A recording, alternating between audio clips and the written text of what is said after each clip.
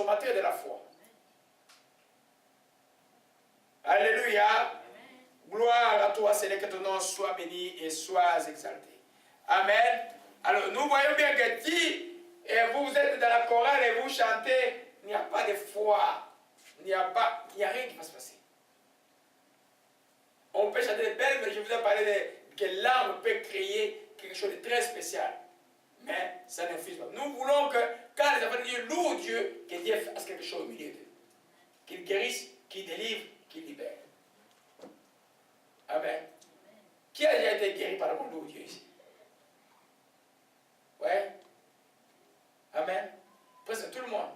Même pour de Moses. Amen. Alors, quand il sait ça, pourquoi? Parce que les louanges, c'est la seule chose merveilleuse que nous pouvons rendre à Dieu. Or, nous ne pouvons pas rendre quelque chose à Dieu sans la foi. Alléluia. Amen. Par notre foi, la joie en nous, et cette joie fait offrir à Dieu le louange et l'action de grâce, et Dieu en reçu répand encore sa bénédiction en abondance. Alléluia. Amen. Amen. Amen. C'est pourquoi, mes bien-aimés, quand tu sens cette joie, n'arrête pas d'avoir louer Dieu, que tu sois dans des centres d'achat ou dans ta voiture, loue Dieu. Amen. Amen. Il faut être comme moi, des fois, j'allais me retirer. Donc, tu vois là, tu as la bibliothèque, ça vient. Moi, il n'y a pas moyen de crier. Je vais à la toilette, je crie, Amen, gloire. Depuis, je retourne. Alléluia. Amen. Oh, oui. Amen. Qui a voyagé avec moi ici? Amen. Vous voyez comment j'écris, hein? Je ne sais pas quand je voyageais, on a voyé tout de qui j'ai crié. Et là, j'ai crié parce que j'étais un peu sérieux. Amen. J'écris souvent la nuit, là, quand je suis la nuit, quand je suis en plein allure, là, je loue. Hier, j'étais en plein louange. Vous voyez un peu autre chose. Vous voyez un peu? Hier, la voiture était en panne, j'ai connu une panne vendredi. Le garagiste dit, tu ne peux pas retirer la voiture, il faudra retirer lundi. Et puis, on est allé essayer de louer une voiture. Il y avait un peu de complications avant d'arriver là-bas. Mon voisin dit, il dit, Mbouta, prends ma voiture. Alors, j'ai pris la voiture du voisin. Alors, il m'a dit, la voiture roule trop vite là. Alors, je suis allé avec Ottawa. Au retour, j'étais en plein louange de voir dormir. Je regarde en face de moi des matelas en train de tomber. Il a tombé des matelas dessus. Il y a un déménageur qui déménageait là. Mais ça tombait sur l'autoroute. Imagine-toi. J'avais une voiture qui était très basse. Mais tu vois, la vie de louange, j'ai dévié carrément ça. Sinon, ça serait étonnant. Amen. Parce que tu es dans la présence de Dieu. L'ennemi ne peut pas te toucher. Hein? Alléluia. Ne vous réveillez pas le matin et regardez les histoires. Qu'est-ce qu'on va manger? Qu'est-ce qu'on va faire? Jésus dit de vous poser, mais commencez à louer Dieu, à chanter. Même si les enfants pleurent derrière toi, loue Dieu. Dis les enfants, venez, on va louer Dieu. Alléluia. Dieu se montrera grand. Amen. Amen. Gloire à Jésus-Christ. Amen. La cinquième chose que nous voyons aujourd'hui, parce que je vais devoir terminer avec la joie aujourd'hui nécessairement, c'est la joie de la foi créera une atmosphère de miracles et de victoires pour nous. Amen. De victoires et de miracles pour nous. Amen. Des fois, Dieu nous a donné plusieurs moyens pour battre le diable. Des fois, tu vas gêner, tu vas prier. Des fois, crée simplement par le Saint-Esprit une atmosphère infernale pour le diable parce qu'il ne tolère pas les louanges et les vraies adorations à Dieu. Alléluia. Quelle que soit la prison où tu vas, si tu le fais sérieusement, des fois, prends 1 heure simplement de louange. Dis, aujourd'hui là, moi je vais louer Dieu pendant 1 heure. Et quand il sort de là, d'ailleurs, toutes les chaînes tombent déjà. Alléluia. Amen. Amen. Donc, la joie de la foi, cette joie qui exprime la foi, va te conduire à une louange. Il faut créer une atmosphère de miracle. Amen. Il n'y a jamais eu, vous savez qui ont suivi Pasteur Béni ou d'autres serviteurs de Dieu, même dans notre petit niveau ici, là, comment Dieu se manifeste. Amen. C'est la louange, les grandes louanges que Dieu manifeste des grandes choses. Vous avez compris que le jour où il y a une véritable louange ici, là c'est le même plus puissant. Toutes les choses sont fortes. Alléluia. Pourquoi? Parce que Dieu sied au milieu de louanges de son peuple. Ah, mais si tu sais que Dieu s'assoit, si peut-être c'est un peu très compliqué là, viens s'asseoir au milieu des louanges de son peuple. Alors toi, donne-toi à louer Dieu tout le temps. Amen. Quand l'impossibilité est là, commence seulement à louer Dieu. Rends grâce, remercie, chante, chante, chante. Amen. Alléluia. Tu vas voir que, comme j'avais dit, on ne sait plus qui de la joie et de la foi renforce l'autre. Tu vas voir que ta joie va augmenter ta foi va augmenter ta louange. Tu arrives à un niveau où tu dis, oh Dieu, bon. Ton problème devient tout petit. Alléluia. Amen. Amen. On va voir ça alors d'abord le psaume 149, verset 5 à 6. Amen.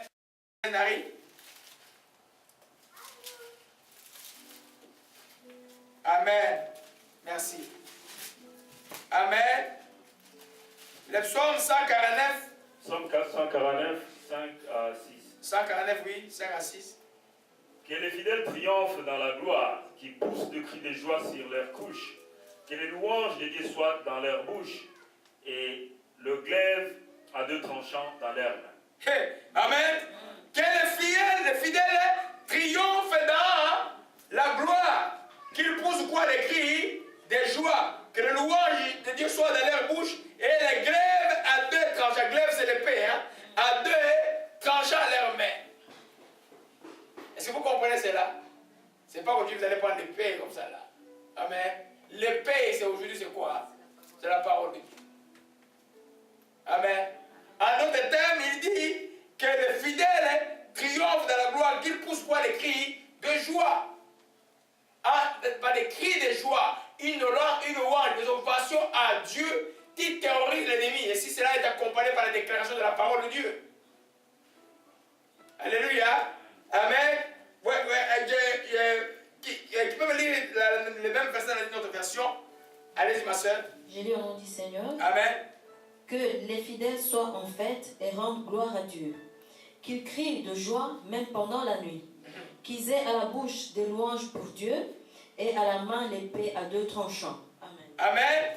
Qu'ils soient. Lis encore le premier verset, verset 5. Que les fidèles soient en fête et rendent gloire à Dieu. Amen. Soient en fête. Ils sont en fête parce qu'ils ont déjà la victoire, ou ils sont en fête parce qu'ils ont Dieu. De leur côté. Parce qu'ils ont Dieu de leur côté. Vous vous souvenez d'Israël quand il allait combattre, où par exemple le roi Ézéchias, ou toutes les fois où Israël a combattu, où Dieu a combattu pour Israël, Dieu a dit louer simplement. Dans le temps de Josaphat, je crois dans les Chroniques 20, Josaphat, dès qu'ils ont commencé à louer Dieu, amen, les miracles s'est produit. Alléluia. Même dans le cas de roi, vous voyez l'histoire des rois qui étaient bloqués dans le désert, tous n'avaient pas où mettre la tête. Ils ont vu le prophète ont dit demain, demain Dieu va livrer Moab entre vos mains. La Bible dit au matin, au moment où ils offraient l'offrande, au moment où ils étaient en train de louer Dieu, l'eau est sortie dans le désert. Alléluia. Ils n'avaient pas encore eu l'eau, ils n'avaient pas encore la victoire, mais ils ont commencé à louer Dieu parce qu'ils avaient la foi que Dieu agirait. Alléluia. Tu te retrouves dans un problème de maladie ou un problème compliqué. Tu te retrouves avec 1000 problèmes. Tu sais pas où mettre la tête. Loue Dieu. Tu regardes, tu n'as pas de problème de désobéissance. Tu es une personne qui obéit à Dieu. Et tu demandes pardon quand tu étais désobéissant. Loue Dieu. Fais de ton lieu. Je ne dis pas d'écouter le bidule là. Louer Dieu avec ta bouche. Amen. La Bible dit simplement que les louanges soient dans leur bouche et la glaive à les tranchants. Amen. Tu loues Dieu, tu couples avec les déclarations de foi de la parole de Dieu.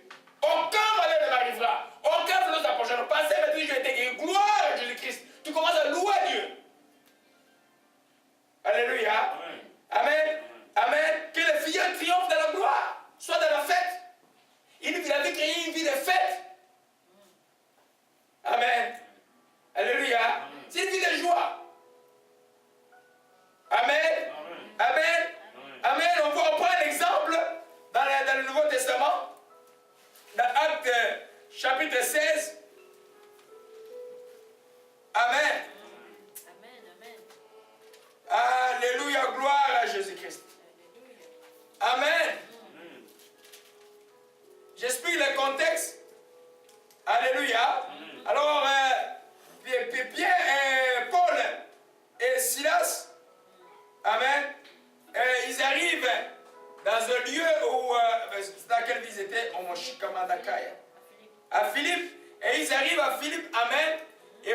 femme qui criait derrière tous les jours, suivez ces gens, c'est les serviteurs de Dieu.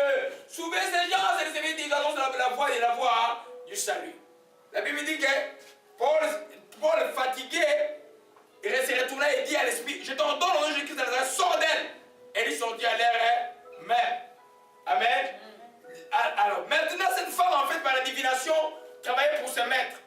Alléluia. Mais là, ils ont vu que leur gain, ils ne pouvaient plus gagner l'argent sur elle. Ils étaient fâchés. On a accusé Paul, on les a liés, on les a mis dans la prison. Alléluia. La Bible dit ici, à partir du verset 23, après qu'on les eut chargés de coups, ils les jetèrent en prison en recommandant aux geôliers de les garder sûrement. Les geôliers avaient reçu l'ordre, cet ordre, jetez-les dans la prison intérieure et leur mit les sceptres aux pieds, ou les chaînes aux pieds. Amen. Amen. Vers le milieu de la nuit, Paul et Silas priaient et chantaient quoi? Le louange de Dieu. Et les prisonniers les entendaient. Tout à coup, il s'est fait un grand tremblement de terre, en sorte que les fondements des prisons furent ébranlés. Au même instant, toutes les portes s'ouvrirent et les liens de tous les prisonniers furent rompus. Amen. Ne regardez pas comme une histoire, ce n'est pas de l'histoire. C'est la vérité d'une vraie vie de louange, amen, et de prière quand tu regardes une prison de la vie, une chose, une impasse de la vie, une impossibilité de la vie. Et c'est à cause de l'évangile, ils avaient des chaînes. On les avait frappés de coups. La fois où on a frappé, ce n'est pas de la blague. Amen. Ils n'ont pas maudit. Ils ont commencé à prier et à louer Dieu. Pourquoi ils louaient Dieu? Parce qu'ils avaient foi en Dieu.